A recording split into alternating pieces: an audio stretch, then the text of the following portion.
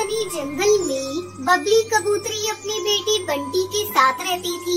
वो नारियल की खेती करती थी और उसे बेचकर अपने बेटे को अच्छी शिक्षा दिलवा रही थी। एक दिन जब वो खेत में काम कर रही थी, तभी बंटी वहाँ आता है। अरे बेटा, तू और यहाँ खेत में क्या बात है? तो खुश भी बहुत दिखाई दे रहा है। हाँ माँ, आज मैं बहुत खुश हूँ। बात ही कुछ ऐसी है जिसे सुनाने के लिए मैं यहाँ चला आया। तो सुनाना वो खुशखबरी, मेरे कान सुनने को तरस रहे हैं। माँ, मेरी एक बहुत बड़ी कंपनी में नौकरी लगी है। अब मैं आपको खेतों में काम करने नहीं दूंगा। आपको अब नारियल उगाने की कोई जरूरत नहीं। घर पर रहकर आराम करना। घर का सारा खर्च अब मैं पूरा करूँगा। तेरी बात तो ठीक है बेटा, लेकिन मैं घर पर अकेली बैठे बैठे बोर हो जाऊंगी। अगर तू चाहता है कि मैं खेतों में काम न करूं और घर में रहूं, तो इसके लिए तुझे मेरी एक बात माननी होगी। बोलो माँ, मैं तुम्हारी हर बात मानने को तैयार हूँ। तो बेटा, तू किसी अच्छी चिड़िया से शादी कर ले। तेरे नन्हे नन्हे बच्चों के साथ खेलते खेलते मेरा बुढ़ापा कट जाएगा। अच्छा, तो ये बात है। फिर तो तुम अपनी पसंद की कोई चिड़िया देख लो। तुम जिससे कहोगी मैं उससे शादी कर लूँगा। इस तरह टुनटुनी नाम की चिड़िया से बंटी की शादी हो जाती है। कुछ दिनों के बाद टुनटुनी 2 बच्चों की माँ बन जाती है। एक दिन बंटी ऑफिस से घर आता है और अपनी माँ से कहता है, माँ, मुझे कंपनी के काम से विदेश जाना है। 1 सप्ताह बाद लौटूंगा। क्या आप विदेश जा रहे हैं? मैं भी आपके साथ चलूंगी। नहीं टुनटुनी, माँ अकेली कैसे रहेंगी? तुम उनकी देखभाल अच्छे से करना। मुझे कोई शिकायत नहीं मिलनी चाहिए। मैं वहाँ कौन सा हमेशा के लिए रहने जा रहा हूँ। बस 1 सप्ताह में वापस आ जाऊँगा। थोड़ी देर बाद बंटी चला जाता है, लेकिन 2 घंटे बाद खबर मिलती है कि प्लेन क्रैश हो गया और सारे यात्री मारे गए।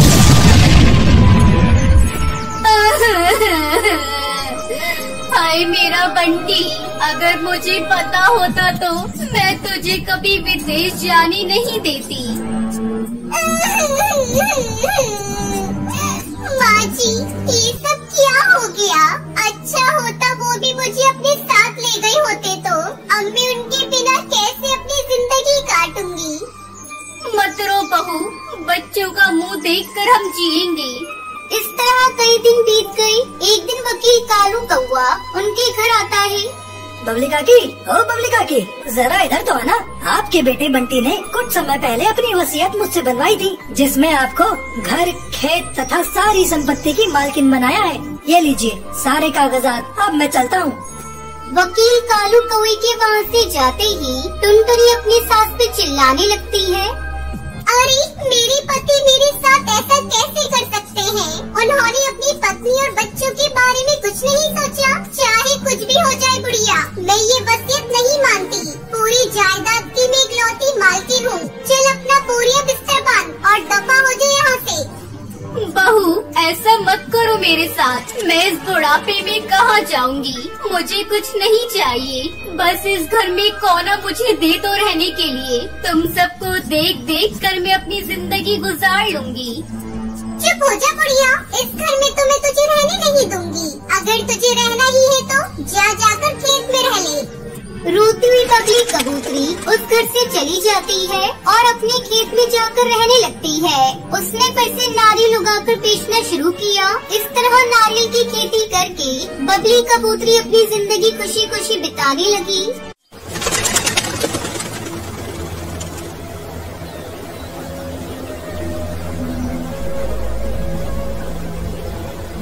बंटी कबूतर नारियल पानी बेचकर अपने परिवार का गुजारा करता था। वो सुबह सुबह नारियल पानी बेचने के लिए अपने घर से निकल जाया करता था। नारियल पानी वाला, ठंडे ठंडे नारियल पानी ले लो। नारियल पानी वाला, ठंडे ठंडे नारियल पानी ले लो। अरे ये नारियल पानी वाले, जरा इधर आना। अभी आ रहा हूँ बहन। बंटी कबूतर नारियल पानी लेकर हरी काकी तोती के पास जाता है। ये लो बहन नारियल पानी। इस तरह बंटी कबूतर पूरे दिन घूम घूम कर नारियल पानी बेचा करता था।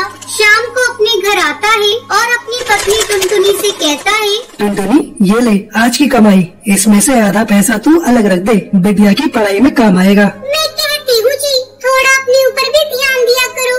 आजकल तुम्हारी तबीयत भी ठीक नहीं रहती। क्या करूँ, बिटिया के भविष्य की भी चिंता है। ठीक है जी, मैं आपकी ही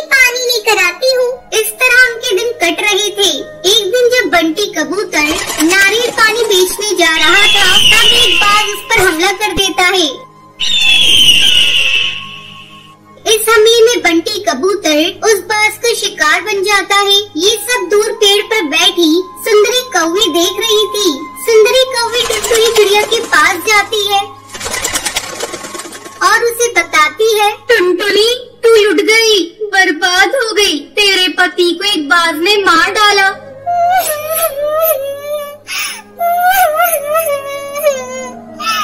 ये क्या कह रही है सुंदरी कौवी? उस बाज की मेरे पति से क्या दुश्मनी थी? कई दिनों तक टुनटुनी चिड़िया बंटी कबूतर की याद में रोती रहती है।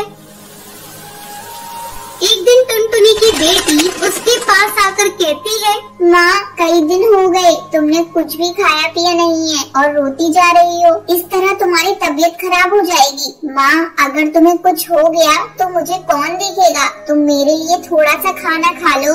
अपने दिल पर पत्थर रख कर टुनटुनी चिड़िया फिर से अपनी जिंदगी की शुरुआत करती है। पिंकी बेटा, मैं नारियल पानी बेचने जा रही हूँ, तुम घर का ध्यान रखना। माँ मैं तुम्हें अकेले नहीं जाने दूंगी, मैं भी तुम्हारे साथ चलती हूँ। नहीं बेटा, तू घर पर रहकर घर की देखभाल कर, मैं जल्दी ही आ जाऊंगी। टुनटुनी चिड़िया किसी तरह पिंकी को समझाती है और नारियल पानी बेचने जाती है। नारियल पानी ले लो, ठंडे ठंडे नारियल पानी ले लो, ताजे ठंडे नारियल पानी ले लो।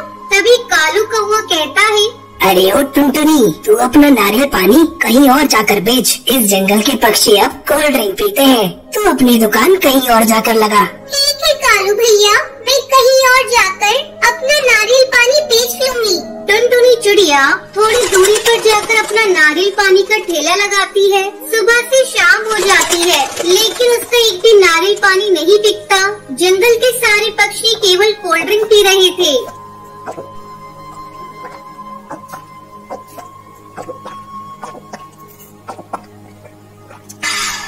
नारियल पानी नहीं बिकने के कारण टुनटुनी चिड़िया उदास हो जाती है। इसी तरह कई दिन गुजर जाते हैं। जंगल के पक्षी धीरे धीरे बीमार पड़ने लगते हैं। तब डॉक्टर बुलबुल उन्हें बताती है, आप लोगों की सेहत कोल्ड ड्रिंक पीने के कारण बिगड़ी है।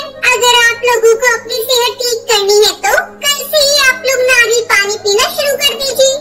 डॉक्टर बुलबुल, हम लोग आज से ही नारियल पानी पीना शुरू कर देते हैं। सभी पक्षी मिलकर टुनटुनी चिड़िया के ठेले पर जाते हैं। टुनटुनी चिड़िया उदास अपने ठेले के पास बैठी थी। टुनटुनी, आज हम तुम्हारे ठेले पर नारियल पानी पीने आए हैं। आज से हमने कोल्ड ड्रिंक पीना छोड़ दिया है, क्या तुम हमें नारियल पानी पिलाओगी? हाँ हाँ बिल्कुल, मैं अभी आप सबको नारियल पानी देती हूँ। टुनटुनी चिड़िया खुशी खुशी सबको नारियल पानी पिलाने लगती है। अब टुनटुनी चिड़िया नारियल पानी बेचकर अच्छा पैसा कमाने लगती है और खुशी खुशी अपनी बेटी के साथ अपनी जिंदगी बिताने लगती है।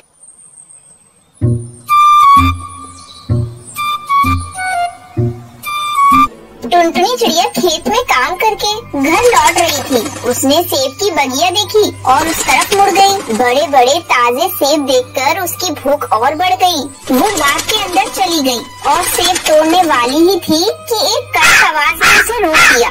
ये चिड़िया, खबरदार, जो सेब को हाथ लगाया बाग से बाहर निकल, जल्दी से बाहर आ जा, नहीं तो तेरी हड्डी पसली एक कर दूंगा। ठीक है काका, मैं आपके सेब नहीं तोड़ूंगी। बहुत भूख लगी थी इसलिए सेब खाने का इरादा बन गया था। क्षमा कीजिए, मेरी ही गलती है। मेरी भूख ने गुनाह करने के लिए मजबूर कर दिया था।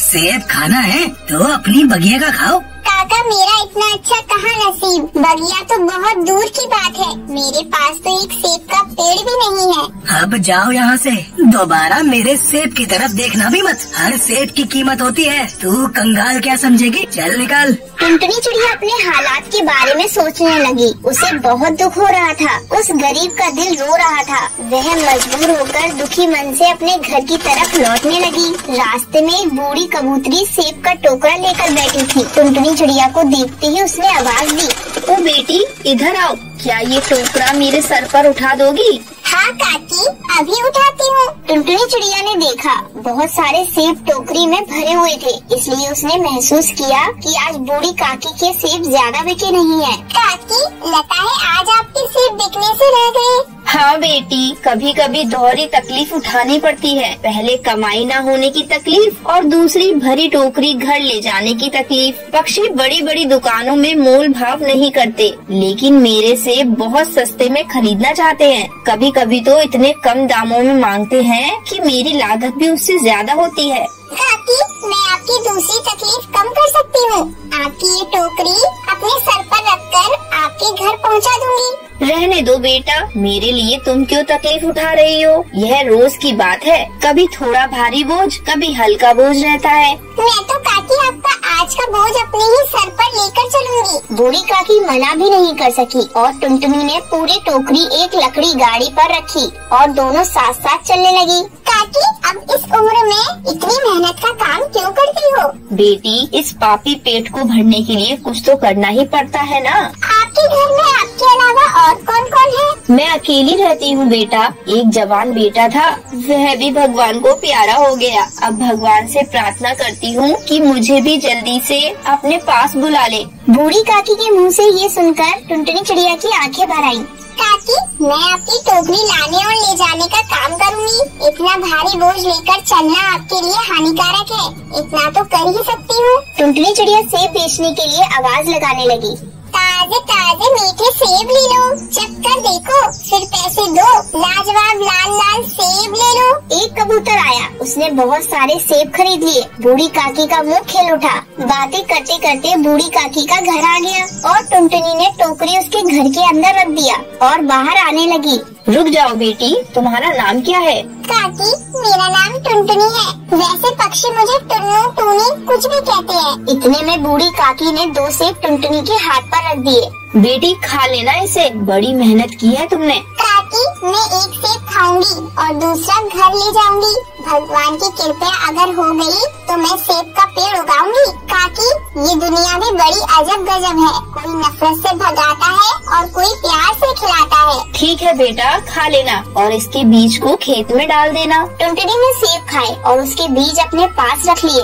उसने सेब के कई बीज लगाए, लेकिन एक पौधा तैयार होने लगा। वह देखते ही देखते बड़ा हो गया। टुनटुनी चिड़िया उसे बार बार देखती और जितनी बार देखती उतना उसे बड़ा लगता। कुछ ही दिनों में वह बड़ा पेड़ बन गया। बड़े बड़े लाल लाल ढेर सारे सेब लटकने लगे। टुनटुनी चिड़िया बड़े बड़े लाल लाल सेब तोड़ने लगी, लेकिन बहुत देर के बाद भी सेब खत्म ही नहीं हो रहे थे। हे भगवान, ये कौन सा जादू है? आपने मुझे सेब का इतना बड़ा भंडार दे दिया है। ये तो बहुत चमत्कारी जादुई सेब का पेड़ है। मैंने जितने तोड़े, भगवान ने उतने सेब फिर से जोड़े। इसके फल तो खत्म ही होने का नाम ही नहीं ले रहे। अब तो मेरी बूढ़ी काकी को भी फल बेचने के लिए दर दर नहीं भटकना पड़ेगा। टुनटुनी चिड़िया के पास सेब के फलों का बहुत बड़ा भंडार हो गया। उसने उन्हें बेचकर बहुत सारा धन इकट्ठा किया। वह बूढ़ी काकी के पास गई। काकी, आज से आप टोकरी में फल नहीं बेचेंगी। बेटा, ये क्या कह रही हो? काकी, भगवान की कृपा से अब आपकी ये बेटी कमाएगी और आप मजे से घर में भगवान की पूजा और भजन करना। टुनटुनी चिड़िया बूढ़ी काकी को अपने घर ले गई और दोनों खुशी खुशी रहने लगी।